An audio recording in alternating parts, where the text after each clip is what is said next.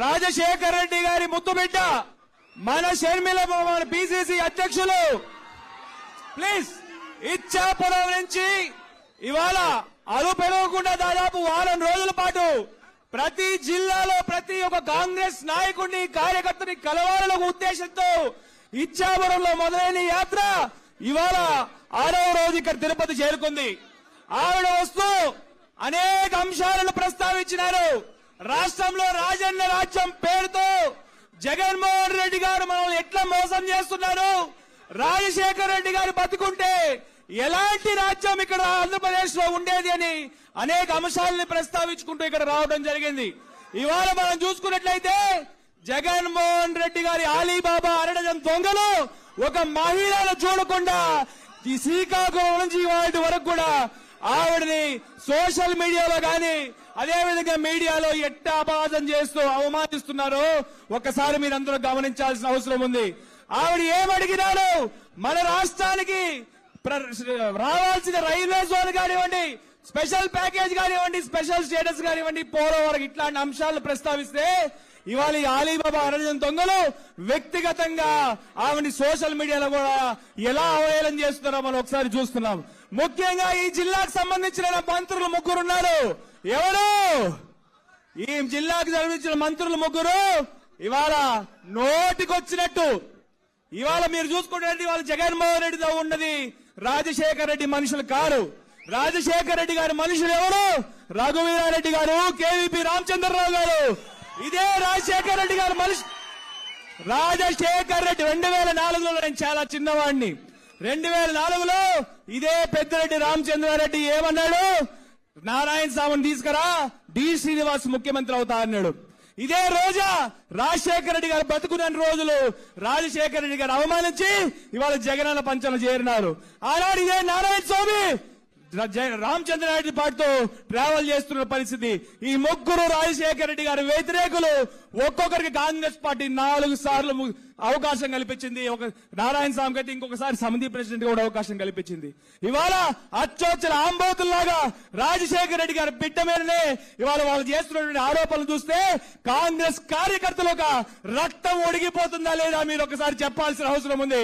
వీళ్ళని నేను ఒకటే చెప్పదలుచుకున్నా, వీళ్ళని ఈ జిల్లాలో నేను శపథం చేస్తున్నా షర్మిలమ్మ సాక్షిగా, నగిరిలో నేను ఓడగొడతా, గంగాధర్ నెల్లూరులో నేను ఓడగొడతా, మిగతా వాళ్ళందరూ కలిసి ఈ 3 ఈ జిల్లా నుంచి తరిమి కొట్టి తిరిగి రాజశేఖర రెడ్డి కోరుకున్నటువంటి ఇందిరమ్మ రాజ్యాన్ని ఈ రాష్ట్రంలో ఈ జిల్లాలో మనం తీసుకురావాల్సిన బాధ్యత ప్రతి ఒక్క కాంగ్రెస్ కార్యకర్త మీద ఉంది. దీనికి అందరూ కూడా కంకణం కట్టుకుని మనమందరం కూడా రానున్న 20 రోజుల్లో షర్మిలమ్మకు అండగా నిలబడి నిద్రాహారాలు మానేసి ప్రజల్లో మంచి స్పందన ఉంది. మన గ్రామాల్లో వెళ్తే ప్రజలు మన వైపు చూస్తున్నారు. ప్రతి ఒక్కరు కూడా ఈ 60 రోజులు మనం గ్రామాల్లో ఉంటే నాకేమాత్రం అనుమానం లేదు, పూర్తి విశ్వాసం ఉంది. ఖచ్చితంగా రానున్న 2024 ఎలక్షన్లో రాజశేఖర రెడ్డి గారి రాజ్యం కాంగ్రెస్ ప్రభుత్వం రాష్ట్రంలో కేంద్రంలో అధికారంలోకి వస్తుంది. దీనికి మీరందరూ సిద్ధమా? శరీరం మీద పనిచేయడానికి మీరు సిద్ధమా? జై కాంగ్రెస్, జై జై కాంగ్రెస్. ధన్యవాదాలు మిత్రులారా. పెద్దలు ప్లీజ్ నానా దయచేసి పెద్దలు, ఈ ప్రాంతం నుంచి పలు పర్యాయాలు లోక్సభకి సభ్యులుగా, కేంద్ర మాజీ మంత్రివర్యులుగా, కాంగ్రెస్ వర్కింగ్ కమిటీ సభ్యులుగా పనిచేసినటువంటి పెద్దలు డాక్టర్ చింతామోహన్ గారిని మాట్లాడవలసిందిగా కోరుతున్నాం.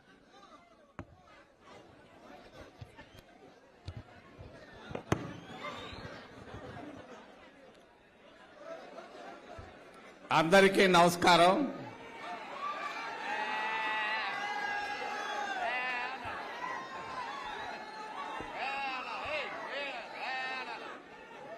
ఇట్లా అరిసి ఏం ప్రయోజనంలే. కాస్త ప్రశాంతంగా కూర్చొని వింటే అన్ని సంగతులు తెలుస్తాయి. ప్రశాంతంగా ఉండండి. రాజకీయాల్లోకి వచ్చే ముందు రాజశేఖర్ రెడ్డి గారిని గురించి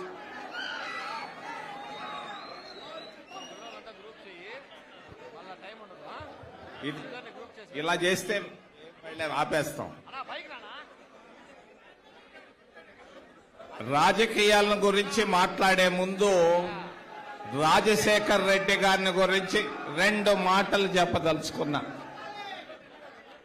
రాజశేఖర్ రెడ్డి గారు నాకు 1972 ఏప్రిల్ నుంచి నాకు తెలుసు. తిరుపతిలో ఆయన హౌస్ సర్జను, నేను మొదటి సంవత్సరం MBBS లో విద్యార్థిని. ఆయన రూము నా రూము ఎదురెదురుగా ఉండేది. పొద్దున్నే లేచి పళ్ళు దోముకునేవాళ్ళం, ఒకరినొకరు చూసుకుంటా, అద్దంలో పళ్ళు చూసుకుంటా. అందరం కలిసి మాకు ఆ రోజుల్లో హాస్టల్లో మెడికల్ కాలేజీలో వేడి నీళ్లు దొరికేది కాదు. అందరం కలిసి కామన్ బాత్రూంలోకి వెళ్ళి స్నానం చేసేవాళ్ళం. ఆ చల్లనీళ్లు వస్తుంటే తట్టుకోలేక పాటలు గట్టిగా పాడేవాళ్ళం. ఆ రోజు నుంచి రాజశేఖర్ రెడ్డి గారు నాకు బాగా తెలుసు. రాజశేఖర్ రెడ్డి గారి నాన్న మన పిసిసి ప్రెసిడెంట్ గారి తాత నాకు 1994 నుంచి బాగా తెలుసు. మీ ఇద్దరం కలిసి వెంకటగిరిలో ఒక నాయకుడిని ఓడగొట్టాలనుకున్నాం. పెద్ద నాయకుడు ఆయన. మీ ఇద్దరం మాట్లాడుకునేవాళ్ళం ప్రతిరోజు వెంకటగిరిలో, ఇంకెక్కడో కాదు. ఓడగొట్టేశాం, అయిపోయింది ఆయన పరిస్థితి.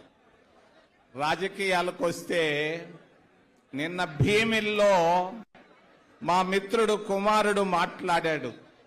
ఆయన పేరు చెప్పదలుచుకోలేదు. ఆయన అంటాడు, కాంగ్రెస్ పార్టీ నన్ను జైల్లో పెట్టింది అని అంటాడు. అది పాపం కాదు, తప్పు. అది కాంగ్రెస్ ఆయన పెట్టలేదు. నాకు బాగా తెలుసు. సోనియా గాంధీ నా మిత్రుడు కుమారుడిని చాలా ప్రేమించేది. మరి ఎలా ప్రేమించేది అని అంటే, ఇన్కమ్ ట్యాక్స్ బోర్డు అని ఒకటి ఉంటుంది, పళ్ళం రాజుకు బాగా తెలుసు. ఆ బోర్డుకు అడ్వైజర్ గా వేసేది ఆ అమ్మ. ప్రణబ్ ముఖర్జీ నాతో అన్నాడు, ఇదేందయ్యా అని. బోర్డు మెంబర్లు కూడా నాతో విచిత్రంగా చెప్పారు ఇదేందని. అంతేను సోనియా గాంధీ ప్రేమకు ఇది ఒక కానుక అని. మరి నేను చెప్తున్నాను, ఆయన అరెస్ట్ చేసింది కాంగ్రెస్ కాదు, సోనియా గాంధీ కాదు. జయలలితని ఎవరు అరెస్ట్ చేశారు నేను అడుగుతున్నా. మరి లల్లూ ప్రసాద్ని ఎవరు అరెస్ట్ చేశారు నేను అడుగుతున్నా. లల్లూ ప్రసాద్ ఏం పెద్ద పాపం చేయలా. చేసింది ఒక్కటే ఒక చిన్న పాపం. మారుతి కారు 800 కొన్నాడు ఆయన. ఇన్కమ్ ట్యాక్స్ లెక్కల్లో చూపించాల. కేసు కట్టారు, జైల్లో పెట్టారు. జయలలిత నాకు బాగా తెలుసు. ఆ అమ్మను కూడా జైల్లో పెట్టారు. అట్లాగే పోయింది. జగన్మోహన్ రెడ్డిని కాంగ్రెస్ పార్టీ ఎప్పుడు చాలా గొప్పగా చూసింది, ప్రేమగా చూసింది.